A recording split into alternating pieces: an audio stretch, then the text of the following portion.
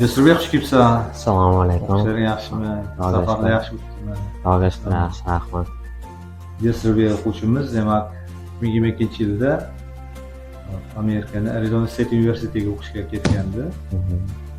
Elliot Community granti sohibi hisoblanadi. Hozirda shu universitet 3-kurs talabasi. Mana o'zing o'sha o'qishgacha bo'lgan bu yerdagi davring, o'qishlaring haqida gapirib bersang. Hop, birinchi bu yoqqa Anvarjon domla bilan karantinda tayyorlanib, biz IELTS o'rniga Westminsterga kirishga harakat qilgandik. Westminsterga kiramasdan keyin domla bilan motivatsiya berdilar. Bu birinchi yiqilish bo'lmaydi, to'xtab qolinmaydi dedilar-da. Keyin bizni IELTSga tayyorlab, IELTS topshirdim. Keyin Topiy universitetlarga kirishimga Anvarjon domla inshoolarimga, boshqa narsalarga qarashib, Topiy universitetlarga topshirdim. Keyin bolalardan, bu yoqda o'qib yurgan bolalardan surishtirib, Elliot Community haqida bilimlarimizni oldik. Bilimlarni olgandan keyin Elliot Communityga topshirdim. Shu bilan u yoqda menga grant ajratishdi, fonni o'qishim, yedishdim, hamma narsamni to'lab berishadi hozir. 3 yil davomida Arizona State universitetida o'qib kelmoqdaman. Davlatimiz Jasurbekka bu o'qishlarga juda ham katta imtiyozlar bermoqda.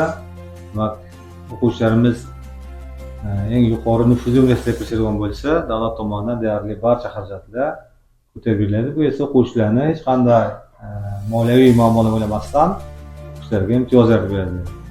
Hozirgacha biz sizdan 3 marta shu grantni o'quvchilarimizdan birga yutganmiz. Nasib bo'lsa yana yutamiz. Shunaqa imkoniyatdan foydalanamiz albatta. Yaxshi arziydigan o'quvchilarimiz bo'lsa. Ibrohimjon, mana Yangi O'zbekiston universitetini yangi ochilgan, mana prezidentimiz tashabbus qilgan Yangi O'zbekiston universiteti talabalaridan ilk qaldiqochlardan-da. Eng yuqori kurslardan hisoblanadi. Sizdan tepa kurs yo'q-da, to'g'rimi? Matematika fakultetida shunaqa. Gapirib beringchi bo'lmasam o'zingiz. Endi biz ham shu Jasurbek qatori birga o'qiganmiz. IELTS o'quv markazida ingliz tilini o'rgandik, avval IELTSga tayyorlandik. Keyin IELTS olganimizdan keyin SATga tayyorlandik. SAT imtihonidan topshirganimizdan keyin universitetlarga grant yutish imkoniyati ko'p bo'ladi. Shu qatori biz O'zbekistondagi universitetga harakat qilganmiz. Avvalo Millat Umid universitetida imkoniyat ko'p bo'lgani uchun IELTS va SAT bilan grant yutish imkoniyati ko'p bo'lgani uchun shu universitetda topshirganmiz. Keyin bu universitetda 2 yil o'qidik. Keyin o'qigandan keyin Yangi O'zbekiston universitetidagi matematika fakulteti men uchun juda ham kerakli bo'lib qoldi. Kelajakdagi magistratura, doktorantura bosqichlariga davom ettirish uchun va shuning uchun Yangi O'zbekiston universitetiga o'qishimni qo'shilganman.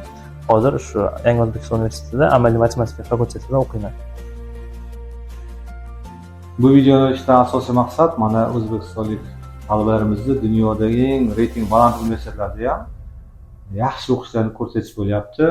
O'zbek millatining hech kim bilan kam emasligini ko'rsatish. Demak, bizni o'quvchilarimiz ham ko'p narsaga qodirligini yoshlar bilsin, ular ham o'zlarining kuchiga ishonsin deyman.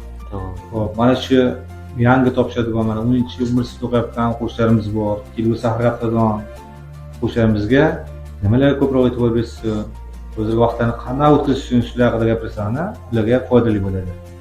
Oldinda aytib o'tganimdek, 10-11-sinfda o'qishdan boshqa narsaga chalg'imasdan doim o'qish haqida o'ylab, matematika, ingliz tili fanlarini yaxshi o'zlashtirish kerak.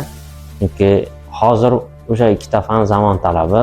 Bilasiz, birorta universitetga yo bo'lmasa kruglazorni oshirishga ham u fanlarsiz iloji yo'q hozir.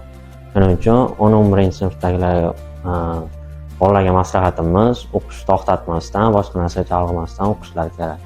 Mana shu ro'yxatga IT'ni ham qo'shsakchi. IT'ni ham qo'shsa bo'ladi, to'g'ri. Asli-ku o'quvchilar universal kruglazor bo'lish uchun deyarli hamma fanlardan chuqur bilim bo'lsa, universitet oldinroq bo'ladi. Lekin eng dolzarb bilan sanadingiz o'zi. Ibrohimjon, siz nima deysiz shunga? Endi gaplar hammasi to'g'ri. Ingliz tili matematika asosiy fanlardan biri. Men o'zim qiziqqanim uchun bunga qo'shardim fizikani ham iloji bo'lsa.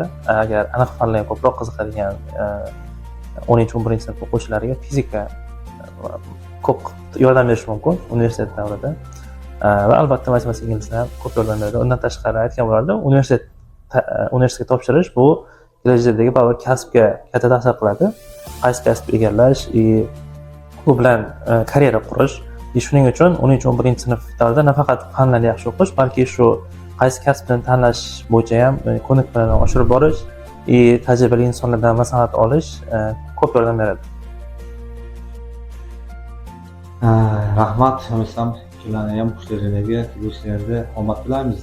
Rahmat. Kelgusida bundan ham yaxshi yutuqlarni mana u korxona ishlayapti yoki o'zi ochibdi bu korxonani va u xonada yaxshi gaplarni eshitib yuraylik.